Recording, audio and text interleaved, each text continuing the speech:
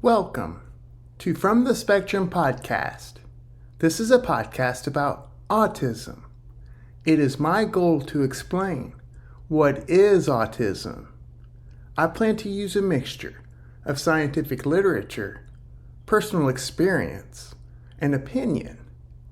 With opinion, I will explain why I feel the way I do and give examples.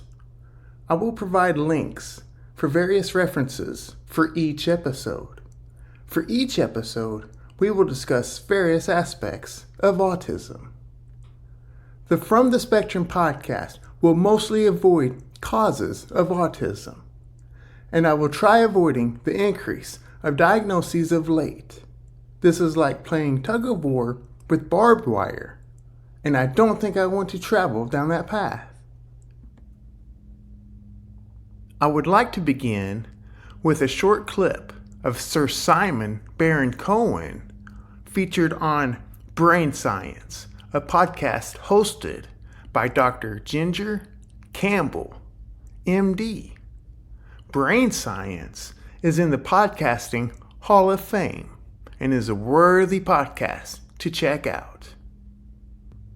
We owe a debt of gratitude to autistic people because their genome, their genetic makeup overlaps with the genetic makeup of people who've been inventing for the last 70 to 100,000 years. Human progress wouldn't have achieved what it has without autistic people. For today's episode, we will cover autism and employment. We will cover good things and possible routes to superpowers, and we will cover bad things, our superdeficits and struggles. I am sure you will see each, the good and bad, as we cover plenty of topics and traits. Please don't try to change an autistic person because they are different than you or different than others. Don't let that offend your beliefs and capacity to apply critical thinking in life. Remember, don't arrive at something and it makes sense to you and you think, that must be it, or that is it. Autism and employment is difficult. It is difficult for many reasons. What we cover today is not exhaustive. Just items from my research, my personal life, and my discussion with others. In this episode, I will share experiences from my life. Before we begin, I just want to mention, I think society is a trap. Society is a trap for people around the ages of, let's say, 17, 18 to mid-20s. They're forced to do something, make a decision. Are you going to go to university here and pursue this occupation? Or are you going to straight into the workforce? Now, when you go straight into the workforce, let's say, at best, you work part-time work during high school, and you make something like a couple of $1,000s a year. And then you go into full-time work, and you get a massive pay increase. Probably the highest pay increase you will see your entire life. And pay increases is a trap too. Pay increases are short-term. People think they need a pay raise, and they receive it. And then maybe 6 months later, or maybe 2 years later, they need another pay increase. It is a vicious cycle because the trap, as I mentioned earlier, the original trap is people get hitched on money, material things, and they overlook what they can do in life, their passions, things that they can do and want to do, and they don't pursue them, even if they recognize them. Change is very complicated and difficult for the human being. We love what we know. Remember from previous episodes, anytime we change or learn, there are underlying feelings of agitation and frustration, and we have to be uncomfortable. We love to return to our comfortable state. That's what we do. Stimulus response. Remember that. Remember, it's easy for us to say, this is just what I am. This is what I have to do. In addition, it seems to me that people in their 20s, their time perception about how their life ought to be and how it ought to play out is inaccurate. Time perception in the 20s is strange. Take your time. Find something that you love to do, that you can do, and that you will do. And if not, keep trying. Okay, autism awareness is increasing. No, that does not explain autistic's current condition in employment, whether that's a good thing or bad. Meaning, are employment opportunities increasing for autistics? It seems so. Maybe it is because the amount of autistics entering the workforce now. Think the combination of awareness and prevalence. In my opinion, the role of autistics in the workforce changing comes from others and employers. Maybe understanding our unique superpowers. Some interesting jobs that I have had is I worked in accounts receivable, and I used to just enter in bank statements and ACH payments. On the 10 key, I would receive a daily stack of bank records or ACH payments, some sort of transaction from the banks. And I had stacks of hundreds at a time. And I would just, me and the 10 key, I would just knock all these transactions out on the 10 key, processing them. And I was very fast at it. It was a clear set of rules and a routine. And rarely were there any changes. There were rarely any if-then concepts. Our unique contribution to the company's objectives, abilities like visual thinking and pattern anticipation and recognition are valuable. Maybe jobs are working better because people are understanding how to utilize these superpowers, these unique skills. However, the rate filling these positions and utilizing the roles autistics can serve is what's in question. Remember, humans have difficulty when things offend their beliefs, when things offend their capacity to think. As we discuss abilities and inabilities, think about criteria A and B. Maybe have those so-called symptoms or traits available to review. Let's start with the beginning, the interview. Well, even before the interview, the applying process, which is essentially promoting the self. In other words, look at me. We hate. Look at me. Okay, the interview. Some potential struggles here because we are late adolescent to younger adults, well, even through adulthood. But more so in the younger ages, we have bad social experiences, as do most of us do in the social world. But when our lack of social skills and social desires are in play here, it makes this conversation very awkward and difficult. We have negative expectations. Things will happen and be difficult in this social situation. And we will not capture or highlight our abilities. We will not convey this accurately. And really, maybe it is not the fault of others. We've covered this. What I'm about to say. If this is not you, you have no idea. You cannot conceptualize our abilities, our superpowers. But you can likely understand the superdeficits. The superpowers are hard to understand. The superdeficits you can understand. In the interview, we may provide this information.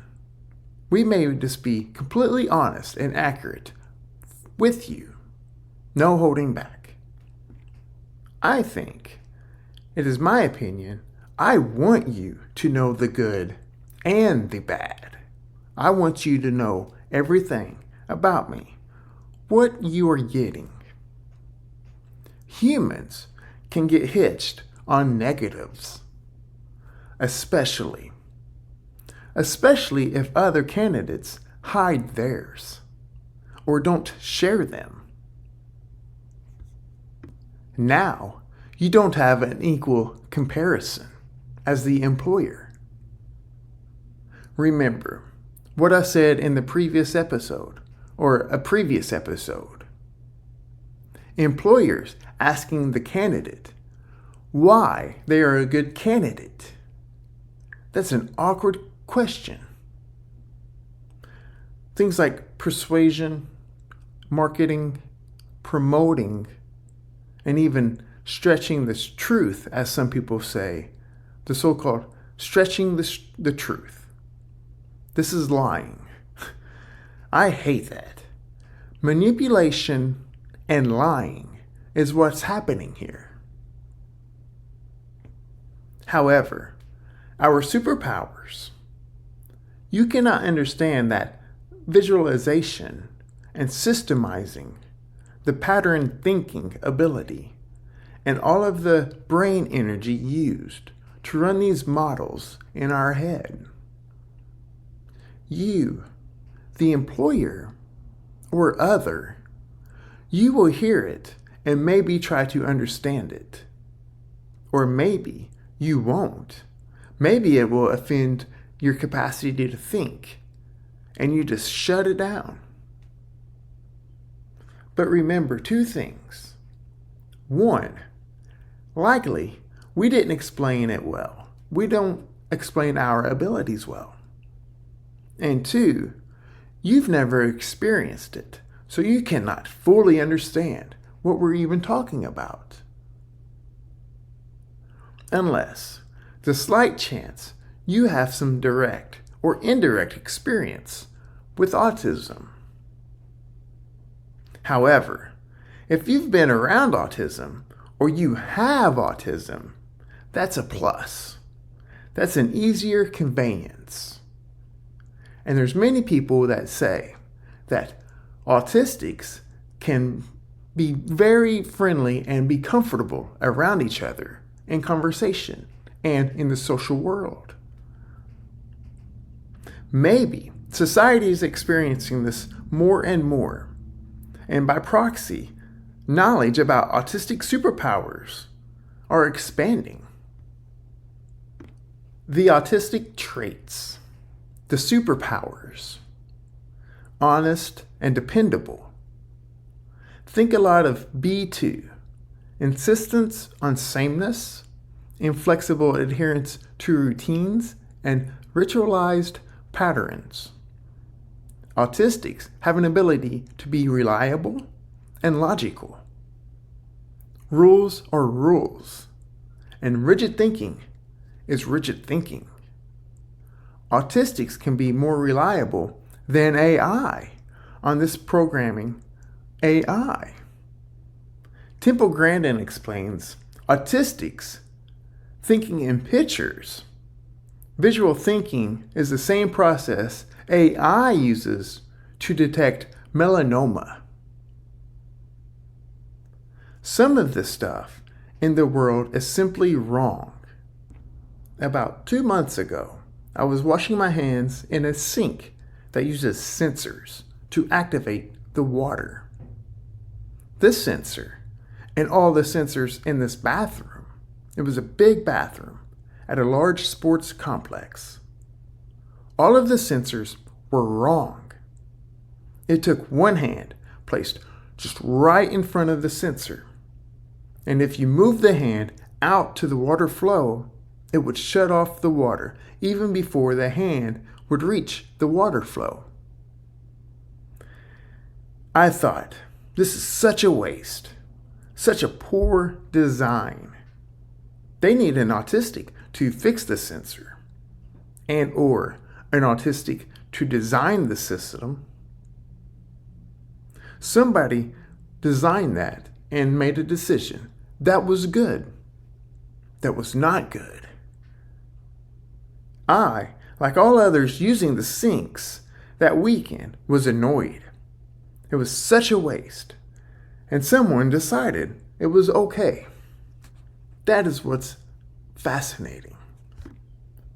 Engineering, programming, coding are good for autistics, and maintenance and repair positions or various trades are too. Remember criteria B, restricted repetitive behaviors. We like routines, need routines, but our routines, so it needs to make sense to us. If the rules and routines fit, we love it. Rules that don't make sense, the rules and routines that are done just because, in quotations, are no good. Just because equals no thank you. That's human thought and human creation. I think let's do better. We see bottlenecks and fix them, or say what the problems are, so maybe someone responsible can notice and fix them. Visualizing, systemizing, pattern thinking types, seeing processes. Those are excellent traits for seeing errors. If I or we say, that doesn't make sense, or why is it done like that? That's the employer or superior's cue. That's your prompt to say, maybe that needs changed. Let's look at that. However, lots of times, because humans, well, we have to get it approved and run it up the chain. Here, more people must have the capacity to see it, understand what we're saying and seeing, and understand it. Mostly, I just hear waste, waste, and more waste. That is a silo effect.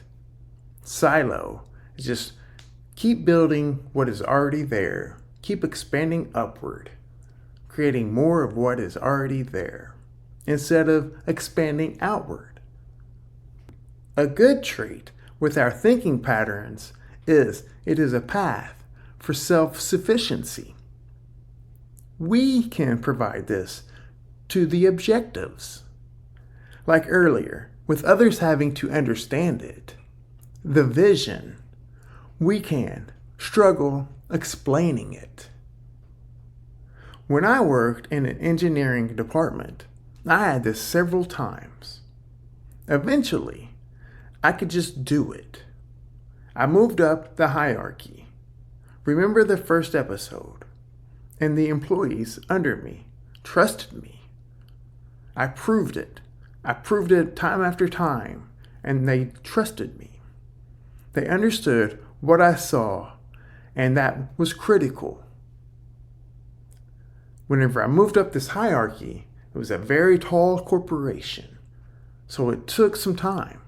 And there was a lot of previous examples of nothing changing because too many people had to be involved to see it and approve it. But that doesn't make it make sense. The higher in the chain of command, the more humans put on themselves, the more they want to succeed and not fail, not look bad. It's reputation. I like to feel I am doing something for an overall goal, like I am providing something to something. Maybe this is a supplement for the lack of connections in my life. Maybe not. But I do know, and this is crucial, what I am doing must serve something and must make sense. I am vastly struggling with that right now in my part-time job. Autistic traits. Maybe some superdeficits. Certainly, you can see these with and without autism. But change is tough. Remember the routines and predictableness. This is stressful. Remember, one of the jobs of the human cortex is running models of the self and how we will be entangled with others and the outside world. All people do this. How we interact, how we put ourselves in the environment and become entangled. In a previous episode, we discussed the medial prefrontal cortex and the metabolic demand of this area of the prefrontal cortex. This is heavily involved. In a future episode, we will parse out the medial prefrontal cortex in detail. Areas such as the ACC and the insula are very fascinating. The social aspect of employment. This is possibly the most challenging, and this is true for me.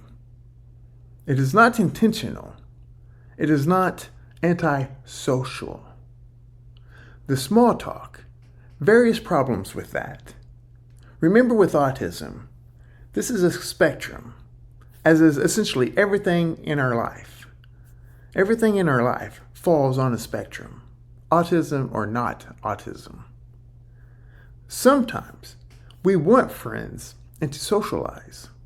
Sometimes we don't. It's too much. It's too difficult. And there are a lot of variables here. Remember the metabolic bank account discussed in part 2 of the EI imbalance. Lots of times we are misunderstood.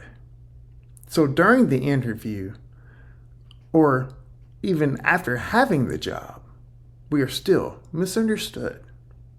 Coworkers and superiors think we are lost, unmotivated, distant, or we can be passed over. Maybe others think we are wasting time on the wrong thing. Maybe we are stuck, and likely asking for help is not going to happen. It is a very bad expectation. Maybe we are not in the group or don't fit in. Remember, humans migrate to similarities. Similar to the brain development discussion, humans do this. Different people are more challenging to understand. Naturally, most people don't want that challenge or conflict. It's natural. Mixing the fitting in, pressure, or inability and the sensory processing, these are sources for masking. and then fatigue, avoidance, and burnout. In my life, mostly my vacation time are just random days. Just random days I just need to kind of reset, re-energize, and refill that metabolic bank account. And this can happen quite frequently, probably more so than others. I know so. Often we feel stuck, bored, underutilized, more of that misunderstanding from coworkers and superiors. Networking. Remember challenges with promoting ourselves or even caring to. Meaning the persuasion is just not happening. Marketing, manipulation does not happen. Besides, networking is strange. If or when in a leadership role, it's difficult balancing that role of being in between, having superiors and subordinates. I have many years of this, and it is exhausting. Imagine those social challenges, and now add multiple roles. Conflict resolution. Much of this comes from our rigid thinking. It's not complicated to do what you are supposed to do. It's not complicated to stay within yourself. At least, for autistics, it isn't. But maybe that's a superpower. Remember, autism gives us the ability to be comfortable within ourselves. We are very interoceptive. Typically, we can tell others what or how to do it. But anything after that, why can't you just do it? I once heard, problems resort back to one of two things: direction or discipline. Direction equals being shown, trained, providing instruction, and being able to do it. The subordinate can do it. Discipline equals the person can do it, but made a decision to not do it. This is accurate. In employment, you have to know how to do something. Then you do it.